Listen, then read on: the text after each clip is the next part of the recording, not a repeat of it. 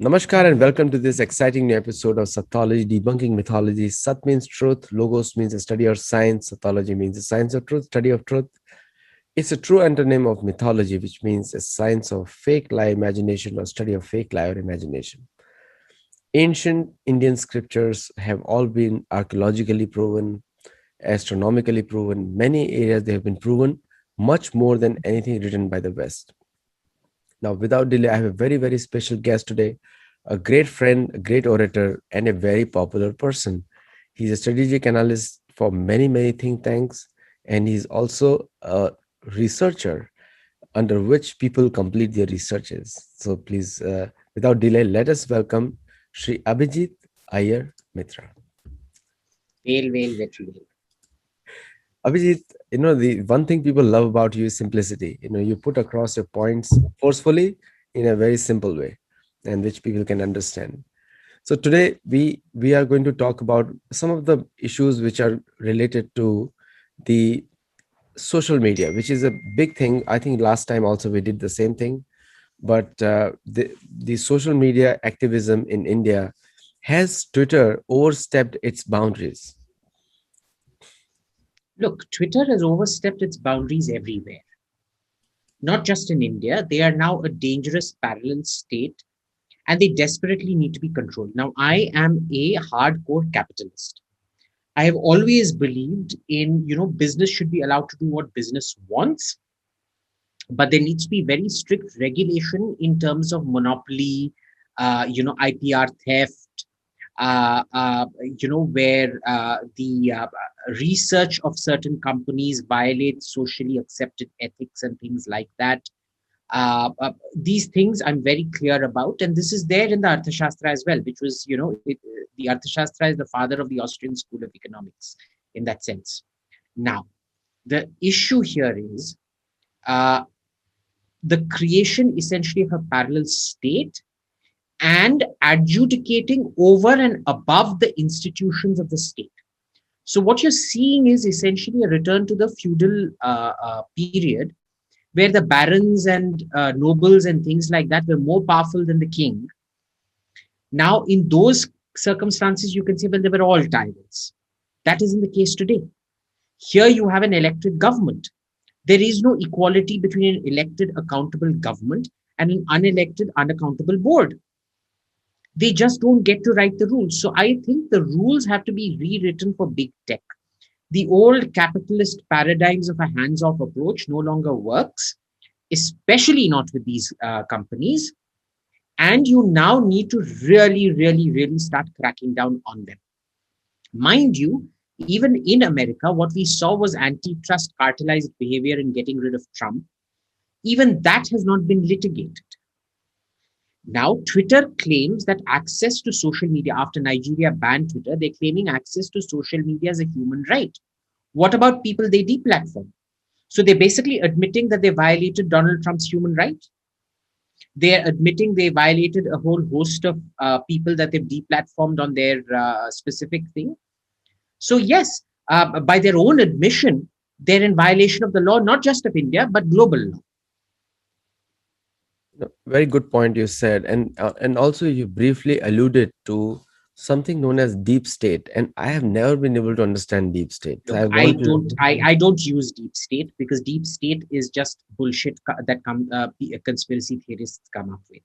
What Totally. it is a people, it's a set of people that are driven by similar economic logic, whose source of profit or interest is similar, who will act in similar ways, and that's it. There's no, like that famous cartoon Pinky and the Brain, where the brain pretty much decides everything. It doesn't happen that way. It's disjointed people who act similarly, not in unison, not to a concerted plan, but they act similarly based on similar interests. The closest we've ever seen getting into a coordinated deep state has been what was done to Trump, both in terms of Russiagate and in terms of, completely blanking out Hunter Biden's emails and his laptop, and the deplatforming of Trump. Human rights have been a burning issue for most of the countries, and I think more human rights are subdued on the pretext of human rights protection. And you also alluded to the fact a little bit before. Now, as Facebook is also using the same mask to hide behind. And human rights in America have been the worst ever since the founding. Ever since European settlers came, human rights abuses have been tremendous. How did US become the human rights champion? It's it's one of those things where you mask yourself in hypocrisy. If you remember the people who used to scream witches and fornication and adultery in the Middle Ages were the worst fornicators and black magic practitioners themselves in their private life. But with America, it's been kind of different. It's become something of America could guarantee a large part of its population significant human rights for the longest period of time. Uh, Admittedly, till the 60s, till segregation ends, it did not extend to blacks or coloreds. But after that, it definitely has. Definitely since the 60s, they've had every right to lecture the world on human rights. From the 60s to say 2010, 2015, even, they've had the right to do that. The issue comes about after that. Because if you're presiding over a situation where the rights of companies are allowed to trample the rights of individuals, it's fundamentally a violation of one man, one vote. But see, America has always accepted a violation of one man, one vote because it's one company, 100 votes. A company gets to influence decisions and things like that, which is still not a violation of rights. The problem here is companies violate rights. Big tech violates rights. And it isn't based on regulatory standardized. There is nothing comparable to the rule of law that these companies function on. So there's a fundamental problem out here that, America can absolutely continue to lecture on rights, but it sounds more and more hypocritical the more and more beholden to big tech you become, who exercise their rights over and above the sovereign institutions of the state. So, one of the fallacies of human rights argument by the successive American governments, where they put sanctions on China and everything else, that there has been a selective application, and it has always been used as a state policy for arm twisting other countries. And American Look, sanctions. sanctions are not a violation of human rights. Let's be clear about that. Sanctions are not a violation of human rights. The issue is sanctions can lead to a significant violation of human rights. For example, what was done to Iraq and the high infant mortality rate that resulted from it was an issue. The problem was it was done through the UN, right? The UN voted for those. And it's the UN's fault that they didn't impose sanctions where sanctions would require annual renewal. They voted in a resolution where the lifting of sanctions was what required a renewal. So America could always veto the lifting of sanctions. Now, if morons at the UN Security Council agree to wording like that, then this is what you end up getting. As for sanctions on China, they're perfectly legitimate. A lot of American sanctions usually are perfectly legitimate. In Syria, let's check. Is Assad a horrible human being? Yes, he is. Is he a human rights violator? Yes, he is. Should he be sanctioned? Yes, he is. The only argument for him is that the opposition is far worse. And unfortunately, they don't get sanctioned because they are seen as quote unquote freedom fighters or whatever. Trump was changing that. But now it's gone back to the same damn thing because these same terrorists will now be feted in Washington, D.C. as quote unquote moderates. We have already discussed who are the new progressives, liberals. We have already seen that they are the new buzzwords for the communists, and and it has been thrown freely. And there are a lot of claims being made of bringing the peace. See, what happened after 4 years of Trump is a new war again started. and the ultimate beneficiary is the big arms lobby. Yes. Every missile costs $1 million, $1 million each missile. So you just count Yes. in a few minutes how many missiles go off. And plus, every plane for an hour of F-15s cost you $15,000 for an hour. And plus More, I think refuels. it would be about $23,000 an hour for an F-15. Yeah, I think approximately. a F-16 would cost between 12 to $16,000 an hour, depending on the weapons load. F-15 would be significantly greater. And plus accompanying aircraft with mid-air refuelers and all those kind of aircrafts also have Yeah. to fly. Radars have to be activated. So per hour of mission costs in the range of $250,000 per hour of mission. Now again, all those expenditures are being done. Now, in looking at into economic side of this kind of world where the war is used as an economic means, and it also helps the economy in a big way, creates more jobs and reproduction and all those things are there. Do you think the UN has failed in their mission completely? Or should a country like India not be part of UN or demand correction of the UN? Look, the UN, don't judge it by what it's failed. Look at what all it's prevented from happening. And I think we can safely say the UN has prevented a lot, a lot of crap from happening. Has it not done it in a particularly exemplary way? Of course. But what institution is perfect? I'd say the main thing to do is to fix the UN and get rid of the rest of the flab. For example, the WHO, Dr. Ted needs to be hanged from a lamppost somewhere. He really does. He's the most corrupt piece of shit aligned with the Bill and Melinda Gates Foundation that there is.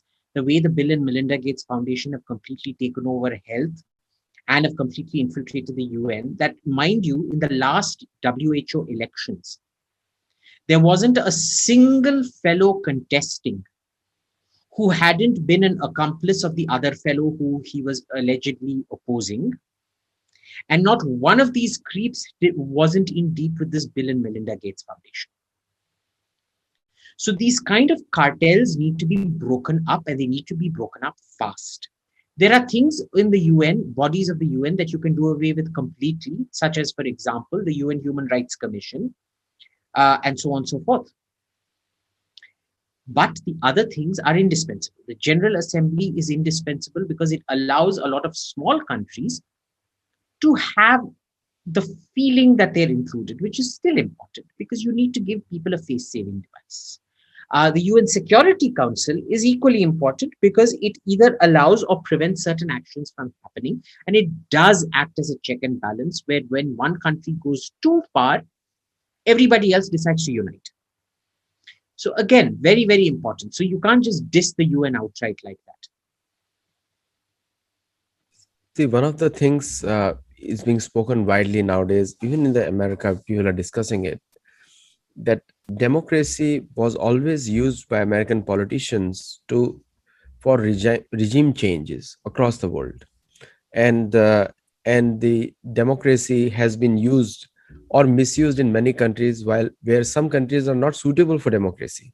Like for example, Pakistan is not suitable for democracy. Do you think that democracy? Do you think that democracy is still an effective tool for the governance across the world? It is, but democracy in the proper sense of the word, not democracy where, certain companies get to exacerbate or uh, uh, that get to amplify one point of view, because then it comes down to the person who wins is the one with the deepest pockets. It isn't meant to be about the deepest pockets. It's meant to be an equal playing field where you choose people based on what they have to say. Right? In America, unfortunately, that doesn't happen. Trump was that lone exception where you saw that he actually managed to beat out a lot of bigger competitors. Even in the Democrats, that Bloomberg fellow sunk in a lot of money, but ultimately got beaten out, which was kind of the best thing that could happen, right? So all good. Ultimately, though, the corrosive effects and newspapers don't worry me, social media companies do worry, because newspapers, remember, have limited circulation. Social media intrudes into everybody's life. So in the case of you brought it back to the point. That's what my point was. Today the democracy, the most of the elections in the USA and in other parts of the world also running on Facebook, including a small country like Myanmar. The entire political campaigns, the national parties, all parties are on Facebook, which has a wider reach. Do you think the Facebook is a bigger silencing tool than Twitter? Also, because Twitter is a very niche There following. are different kinds of silencing tools. See, Facebook is a different demographic, Twitter is a different demographic, Clubhouse is a different demographic, Instagram is a different demographic. But they're all equally dangerous. It doesn't matter. Anyone that decides to exceed YouTube is a different demographic. YouTube can actually be an intersectional demographic, unlike Facebook or Twitter or Insta. So, these are all very, very different demographics. Some intersect, all of them need to be controlled. So, is this a new phase of imperialism? Like coming from now, is this a new phase of imperialism because now the No, it's the new face of feudalism. feudalism? And remember, feudalism leads to social strife. It has always led to social strife. One of the reasons that, and this is where I don't buy this nonsense about, the conquistador invasions of the Americas were horrible and they were brutal. Agreed. But remember, the societies they replaced were infinitely worse in a sense. They were extremely violent, like all Stone Age societies are. Fundamentally, Stone Age societies have much higher mortality and much greater social violence than Bronze Age societies, which similarly have much higher mortality and civil strife than Iron Age societies. And that's what you see. Now what they're doing is they're taking the calm of the industrial age and they're trying to reverse it and push it back. And see, that is why I don't think Jack Dorsey per se is leftist. He is leftist because his business dictates it.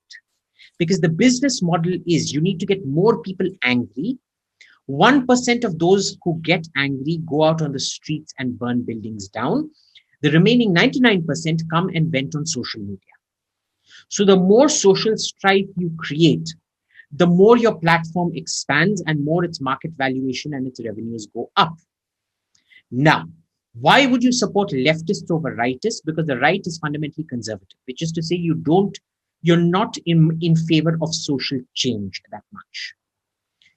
The only people disrupting the status quo, willing to go out and burn out buildings and things like that and create that outrage, even when society is more prosperous than it has ever been in human history. Society today is more prosperous, more equitable than it has ever been in human history without the need for revolutions and violence. And these people can't stand that. So they want to create revolutions, violence, and things like that. And because it is only a breaking of the status quo, which leads to outrage, which leads to more social media usage, that is why social media companies have formed an alliance of convenience with the left, because anybody that can drive more viewers or whatever to the platform is good for them business-wise. Then, of course, there is the second part, which I think we've discussed very frequently on this program here, which is the sort of quasi white collar jobs, which have been taken over by this whole bunch of humanity graduates. Very good point you said, because the white collar jobs which is taken over by this liberal, the it is changing the entire gamut of the think process. So now if new employee is hired, and it's a great point you mentioned to me, when a new employee is hired in any research institution or in a corporate world, that new employee has to fit in. So he has to first leave his individuality and then Yes. actually begins the task. You mentioned a great point. So is it like a, again, like stifling of voices? It's very much a stifling of voices. All of it today is thought control and the stifling of voices, because of hurt feelings. Before, you would stifle voices because they hurt political sentiments and they hurt religious feelings. Today, you're doing it because they hurt individual feelings. But the more we seem to progress, the more we're actually going back in time. And that is why, a lot of these discourses that come up, critical race theory and crap like that, the reason that they don't allow a proper scientific examination, the moment you try to scientifically examine critical race theory, they'll tell you you're racist, you're a white supremacist, you're a Ku Klux Klan fellow, you're a concentration camp guard, you're Dr. Mengele's bastard offspring, whatever, is because they don't want their beliefs to be held up to any kind of scientific or methodological rigor. And that is why you use thought control, because that was the point of faith. The reason the Christian church persecuted was because there were things about the faith that you had to accept on faith, not based on reason. Islam, surprisingly, at that point of time in the Middle Ages, was different. For Islam, science was how Allah revealed himself to his followers. And that is why Islam was significantly ahead of the West in terms of science for most of the Middle Ages, till that pendulum shifts back to Europe during the Renaissance. Why? Because that is when the age of reason sets in. So this is how, it works. But the one thing I notice is that the more you have a post-religious society, the more religion declines. You seem to need some new form of social control, and that comes in terms of political correctness and wokeness. So as religion declines, social control is enforced through wokeness. So coming to the issue of Indo-China right now, a lot of buzz is being made, and the Americans are not happy with Indians, and all those kinds of things are there. No, when you say And Americans not happy with Indians, who? Biden is not happy with the Indian government. that's right, pretty much. And when we talk about the new administration of it, Biden and Kamala Harris are a case in point. There is American hypocrisy being shown. The trade is increasing with China. China is getting more control of the American corporations now, and China has more access to American data now. But on the other hand, the Quad is also being continued. Is it a loss for India right now? The Quad isn't being continued the way it was. It's being diluted. When the leaders met, they were mostly talking about, vaccination, the economy, etc., etc., etc. So its role and function are being diluted. And the Chinese control of America is going unabated, because mostly through bribery and compromise of a whole vast ecosystem of people. And you'll see that. Do you remember we had this program when Trump lost, and I told you what was going to happen with Biden? That's Is right. that he's going to do a lot of things that the press will talk up, saying, oh my God, such a brave thing. This is what Obama used to do. That's right. Obama used to keep giving ground. He first started up this Asian pivot, which was supposedly a focus on China. I can tell you on the ground, nothing actually happened. Yes. Quite the reverse. He continued his Eurocentrism and his focus on Europe. And because the American press generally tends to be Eurocentric, because the only people that America seems to seek validation from externally is the old mother country, or rather the old mother countries, Yes. Germany, France, Britain, Italy, whatever. Yes. Right? That is the only external normative mechanism that the American leadership seems to accept in some form or the other. But you actually go talk to the Japanese or Koreans, they have a very poor opinion of Obama. That's right. And so what you'll have is the American press will float a certain narrative about Biden's toughness on China. But I can tell you honestly, the Japanese and the Koreans even now have severe misgivings about Biden. They feel it's going out of their hands. And, unlike India, where you can claim that, Modi going to that Trump meeting in Texas or wherever saying, ab ki baar Trump sarkar was a this thing. The Japanese are sitting and thinking, hey, we never did any of that. We were completely neutral in our relations between Trump and the Democrats. So what's happening out here? That's right. I think you're absolutely right there, because the American, somehow the Indian government has no understanding about the American psyche. And despite years of governance there is not a single India study department in any of the American academic institutions that matter.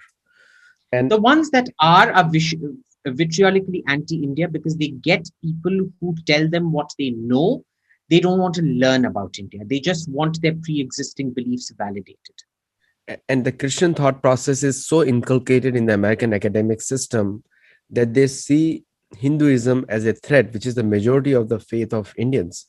And when they and these are the thoughts which go into the organizations of State Department like USCIRF, USAID, which are formulating or bad mouthing India at a national level here. Now, do you think that Indian External Affairs Ministry should change their stance towards America, or what should they change to, according to you, your advice to them? Look, beggars can't be choosers. Let's be very clear about that. No matter what America does, ultimately it's the way Alauddin Khilji, Alauddin Khilji asked this, he was a 13th century Sultan of Delhi. He asked one of his ulema, that is to say the Muslim scholars, how should a Hindu pay jizya? Jizya is the tax for being a non-believer. And he said, my lord, if the tax collector, the jizya collector comes and spits into the Hindu's mouth, when the Hindu supplicates himself while handing over the taxes with his mouth open, then the Hindu should swallow the spit as if it were manna from heaven. Sadly, that's the position that India is in right now. For 70 years, you've been talking ceaseless bullshit. You've refused to industrialize. You've refused to do anything. You've refused to educate your population. You've refused to feed your population. You're essentially a wannabe third world country that has great delusions of being a peer competitor and a power. We're not. Realistically, we're in the same league as Indonesia or Bahrain or Rwanda. Actually, Rwanda is doing very well. We shouldn't include Rwanda in that category. Or Tanzania, just with a very big population. That's it.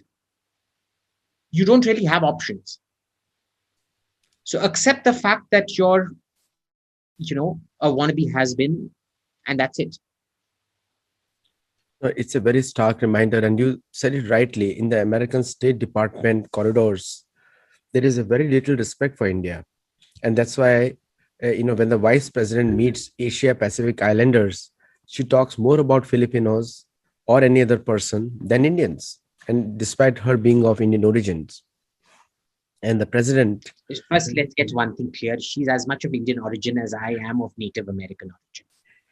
Okay, I'm sure there's more, Aztec genomes in my blood than there are Indian genomes in Kamala Harris's blood.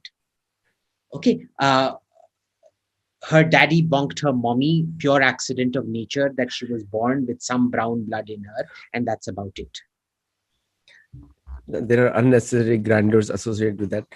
The last but not the least point, when it comes to the Indian relations with the East Asia, when we say look East Asia, now East Asia has always respected ancient Indian kings. Thailand, Indonesia, and mostly Cambodia and Vietnam, always respected. Vietnam has a statue of Chhatrapati Shivaji. Now, how much is India able to convert that look east into a favorable economic opportunity? We're not because we're an economic joke. See, soft power floats on hard power. Soft power is not a substitute for hard power. So you have to add soft power. Soft power works when it is combined with hard power, and your entire system of self-validation shifts east. We don't look for validation in Singapore, Thailand, Cambodia, Laos, and all those places. We instead look for it in London and Washington, where they spit in your face. So, it's that we keep talking about Modi's inferiority complex. He's actually the perfect distillate. That is why he is the perfect distillate of India. That his inferiority complex vis-a-vis the white man is India's inferiority complex vis-a-vis the West. It's acute. And that is why we have this saying, Yatha Praja Tata Raja. So the colonial hangover of the British is still continuing in a big way in our mindsets. Is that true? Yes, yes, yes. And it tells you a lot on how even our notion of color shifted. You look at all the old heroes and gods, they were all described as black and beautiful. The darker you were, the more pretty you were considered. Krishna, Draupadi herself was called Krishna because she was very dark. Kali is dark. Shiva is dark. Vishnu is dark. The only people who aren't dark are Brahma and Saraswati. Right? Everybody else is dark, and it is dark. Have you ever seen a Sanskrit shloka other than to Saraswati saying white and beautiful? It's always black, like the evening, like the darkest of dark nights, and that is considered extraordinarily beautiful because a woman who looks like the blackest of black nights, uh, with jasmine flowers on her hair that shine like the moon, that was the definition of beauty. That's right. We were a dark skin obsessed country, That's right. more so than Italy, where you go and try to get a fake tan on the beach. Yeah. Okay. Today, it's the exact opposite. Everybody wants to become white. You buy Pond's Fairness Cream or Johnson and Johnson Fairness Cream or something like that. You actually bloody put bleach on your face. You go in and get the melanin burnt off by laser and whatnot, trying to get fairer. That's right. Right. So that shows you how much the Indian psyche has shifted. Totally. Like the Krishna is called Ghanshyam, the color of a dark cloud, dark monsoon cloud. Abhijit, it's always a pleasure to talk to you. You learn so much and you're so frank in your opinion. And for the viewers, I would say viewer discretion is is requested because Abhijit speaks from his You should mind. have said that in the beginning, not at the end. I think there's already been an 18 plus program, and you probably need to put a R rating or an 18 plus rating, whatever it is on there. Yeah. And also, but it's a fact. Sometimes you need harsh words to shake up the people, and that's what our Bhagavad Puran and everybody does. They show you harsh words also. And also the one thing is truth is conspicuous by its absence, and that's why we have these kind of shows that the world is gray, neither black nor white, it's gray. And I would like to have your closing comments on that because I know you can put a very humoristic sarcasm to that. Look, the thing is, Hinduism's fundamental premise is the world is shades of gray. Correct. There is no such thing as black and white. That's right. The problem is, it shows you how fallen the modern day Hindu is, that the modern day Hindu is incapable of processing the shades of gray. Everything for them is black or white. That's right. So the biggest assault on Hinduism actually comes from the modern day Hindu. The modern day Indian Hindu, let's be clear about that. Yes. Thank you so much, Abhijit. And thank you for all the people who are watching it live. Do go to the YouTube. And I think one of the titles of this video has already come in as a text is Black is Beautiful. So, okay, thank you so much. And we'll see you next week again on The Bitter Truth. The session is titled Bitter Truth. So thank you so much. Namaste.